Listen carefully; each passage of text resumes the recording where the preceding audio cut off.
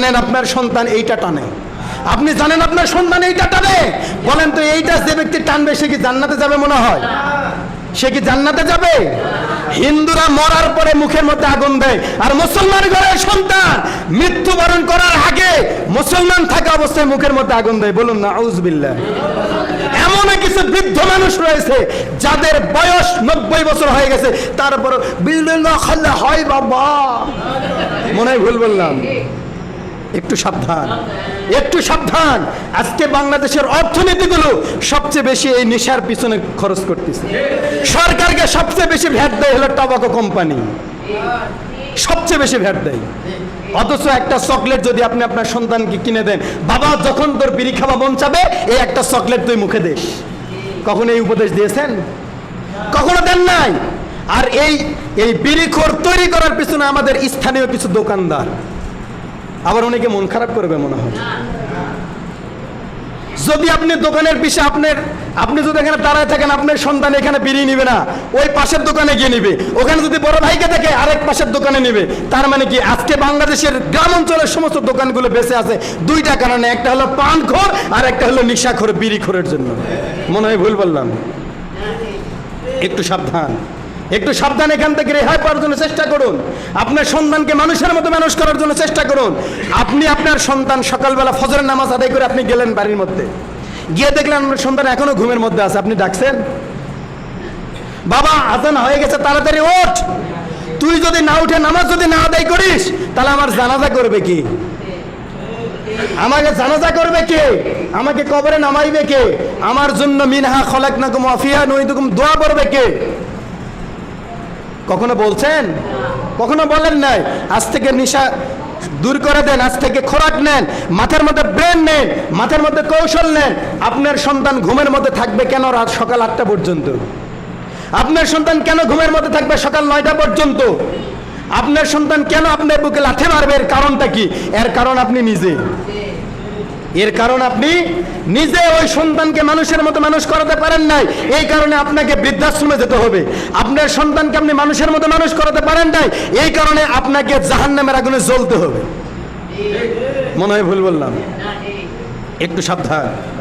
সম্মানিত ভাইরা আমার, আল্লাহ রাব্বুল আলামিন উম্মতে মুহাম্মাদের জন্য নামাজ আদায়টা করা যেমন ফরজ করে দিয়েছেন, তেমনি ভাবে পিতামাতার খেদমত করাও ফরজ করে দিয়েছেন। মনে হয় ভুল বললাম? ঠিক না ভুল? 100% ঠিক।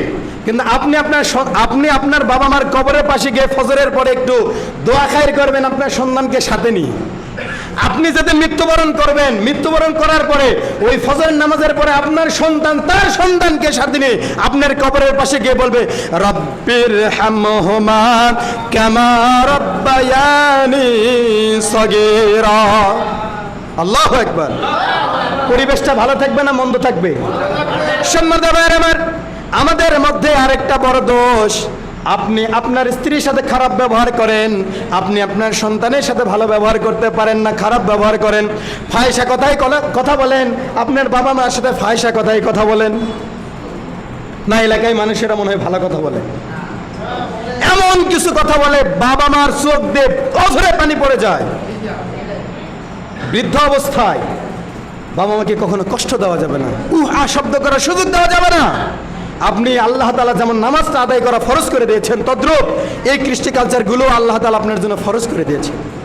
সম্মানিত ভাইরা আমার, বলেন তো নামাজ আদায় করার জন্য ফরজের দরকার কয়টা? নামাজ আদায় করার জন্য ফরজের দরকার 13টা। কয়টা দরকার? 13টা। আপনি নামাজ আদায় করার পূর্বে প্রস্তুতি নেওয়ার জন্য 3টা আদায় করা দরকার। 1 নম্বর হলো ওযু, 2 নম্বর গোসল, আর 3 নম্বর হলো তায়াম্মুম। যেহেতু বাংলাদেশ ডিজিটাল, তায়াম্মুমের দরকার আর হয় না, ওযুর দরকার হবে আর গোসলের দরকার হবে।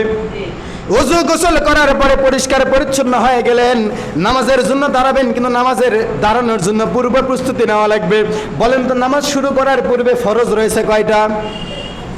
তো হুজুর এলা তো আমরা জানি না, ওই ছোট পড়ছিলাম মনে তো নেই, মনে হয় তাই নাকি? নামাজের পূর্ব প্রস্তুতি নেওয়ার জন্য আপনাকে আমাকে ফরজ আদায় করতে হবে কয়টা? 1 নম্বর হলো শরীর পাক। শরীর পাক, কাপড় পাক, নামাজের জায়গা পাক, সদর ঢাকা, কিবলামুখী হওয়া, ওয়াক্ত মতো নামাজ পড়া, নামাজের নিয়ত করা, মোট 7টা ফরজ আপনাকে আদায় করা লাগবে। কয়টা ফরজ আদায় করা লাগবে? 7টা। যদি কোনো আদম সন্তান এই 7টি ফরজের মধ্যে একটি যদি কম করে, ওই ব্যক্তি শুধু পশ্চিম দিকে ডিবে করবে, কিন্তু নামাজ কবুল হবে? হবে। এখন বলেন তো, ওই 7টা শিক্ষা কি আপনি আপনার সন্তানকে দিয়েছেন? যদি আপনি আপনার সন্তানকে না দেন, ওই সারা রাত্রি জাগ্রত থেকে মোবাইল ব্যবহার করেছে, ওই সন্তানকে সকালবেলা যদি জাগার জন্য আপনি ডাকেন, ওই সন্তান কোনোদিন উঠতে পারবে? কোনোদিন উঠতে পারবে না। এই কারণে ওই সন্তানকে আগে ওই 7টা জিনিস শিক্ষা দেওয়া লাগবে। সম্মানিত ভাইয়ের আমার, ওই 7টা জিনিস শিক্ষা দেওয়ার পরে এখন মসজিদের মধ্যে আসলেন, যায় নামাজে দাঁড়ালেন, নামাজ আদায় করার জন্য নিয়ত করেছেন। এখন বলেন তো, এই অবস্থায় কয়টা দরকার? 6টা। নামাজ শুরু করার ক্ষেত্রে 6টা ফরজ দরকার। বলেন তো, এই 6টা ফরজ কি শিখাইছেন? আপনি নিজে শিখছেন? আপনার মসজিদের ইমামের কাছ থেকে কখনো শিখাই নিয়েছেন? আপনার মসজিদের মুয়াজ্জিনের কাছ থেকে কখনো জিজ্ঞাসা করছেন, ভাই আমি নামাজ আদায় করি আপনার পিছনে, কিন্তু কোনোদিন তো ফরজ কোনটা জানি না, সুন্নত কোনটা জানি না, ওয়াজিব কোনটা জানি না, কোন কাজ করলে আমার ওযু ভেঙে যায় এটাও তো জানি না, কোন কাজ করলে আমার নামাজ ভেঙে যায় এটাও তো জানি না, একটু শিক্ষা দেন। খালি মাসে মাসে 5,000 টাকা দিয়েছেন, কোনোদিন তো কিছু নেন নাই। মনে হয় ভুল বললাম? আজ থেকে চেষ্টা করবেন, নিয়ত করবেন। সম্মানিত ভাইয়েরা, তাহলে একটু আপনি জাগ্রত হন, মাথাটাকে একটু বিকশিত করার জন্য চেষ্টা করেন।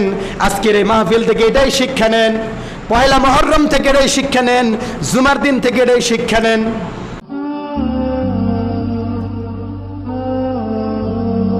আল ইকরা টিভি।